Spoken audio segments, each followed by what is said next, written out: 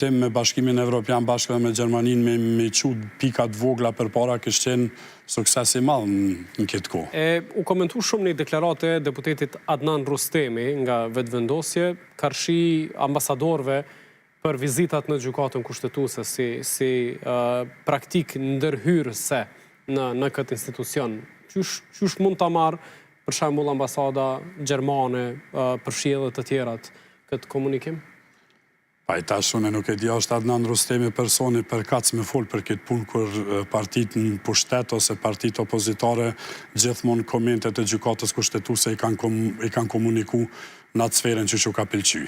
Do me thonë kur është bloku zajednica në thojza, ka qenë gjykata kushtetuese e mirë, e në atë momentin kur u bë diçka kontra partisë në pushtet, ka qenë gjykata kushtetuese jo e mirë. Të kishë qenë politika nivel që shdohet edhe të kishë pas dëshirë të ketë profesionalizëm gjykatën kushtetuese, atër politika kishë duft me kry detyrat e veta, Kosova sot kishë duft me qenë antar në Këshillin e Evropës, edhe se cili cenim që ishë bot qytetarit Republikës Kosovës në gjykatën kushtetuese kur të kishë kriju një padrejtësi, qytetari kishë pas mundësi me padit gjykatën kushtetuese në Strasburg. E kam shembullin konkret, na kem padit me disa miq, me disa advokat Republikën e Kosovës në zgjedhjet e fundit gjykatën kushtetuese për drejtën e votës së diasporës. Ke marrë edhe mjaftueshëm lek në formë private që t'i paguajmë advokatat.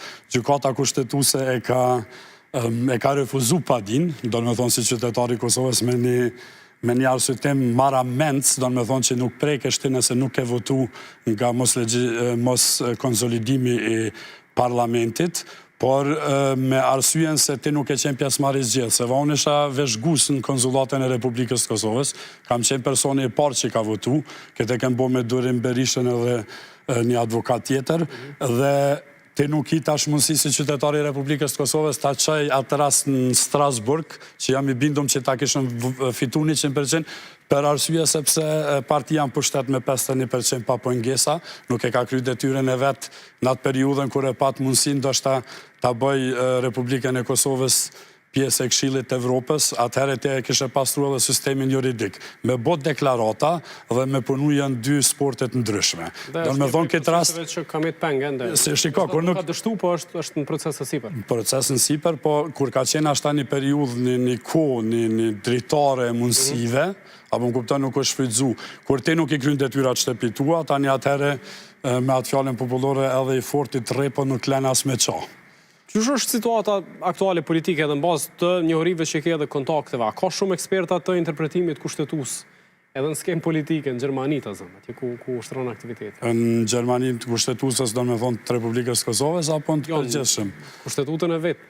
Fatkeqësisht nuk do të me bo këto reklama, për në atë gjithë e dim që personi këtë që në këtë drejtim është Durim Berisha, dhe nështë nuk i në abedin, s'per arsye që sa nën me dikon. Vërtet është, në drejtim unë mendoj që se cili profesionist do të me bo të vesën, si burzisti Johannes Rau Scholarship, që është ish presidenti Gjerman në Universitet Düsseldorfit këtë drejtim, mendoj që ai për këtë punë mundet me folë ma shumë se të gjithë tjertë. Tash, interpretimet janë interpretimet, po të ilojnë profesionistat e bëj punën e vetë, unë jam skeptik se unë kam provoj negative një fush tjetër, që ka dhe ato ndikim politika, sepse drejta e votës e diasporës, edhe tash nëse shkojnë prapë në zgjedhje, është mas 60 ditëve, apo e kem endi problemin e njëjtë numrit të kufizume në për konsulata drejtës të votës, ose mos mundësis një drejtës kushtetuese qytetarëve që janë jashtë vendit a shprejmë ato. A do duaj Kosova të shkonte në zgjedhje të reja, të jashtëzakonshme, të e pas të freskët këtë përvojën me zgjedhje të jashtëzakonshme, pikërisht për shkak të një procesi të zgjedhjes krejës shtetit? Unë mendoj që kjo është një pyetje që se cili qytetar, cili tja qeç që do të thëtë jo. Edhe të njëjtën do të thëtë edhe një qytetar në diaspor, nuk është me rëndësi animi politik. Për tri arsye shumë thjeshtë, arsyeja e parë janë kostet.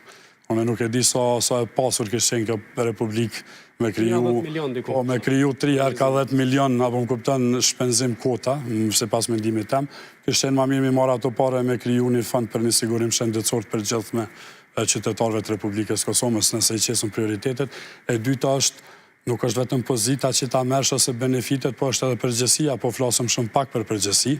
Adnan Rustemi kështë qenë ma mirë të ketë ndikim partinë e vetë ta merë përgjësin përsi për që të ndryshoj diçka që mos shkojmë zgjedhje tjera, jo të bëj sulme kundra institucioneve tjera edhe ta hup kredibilitetin edhe të vetit atë institucionit.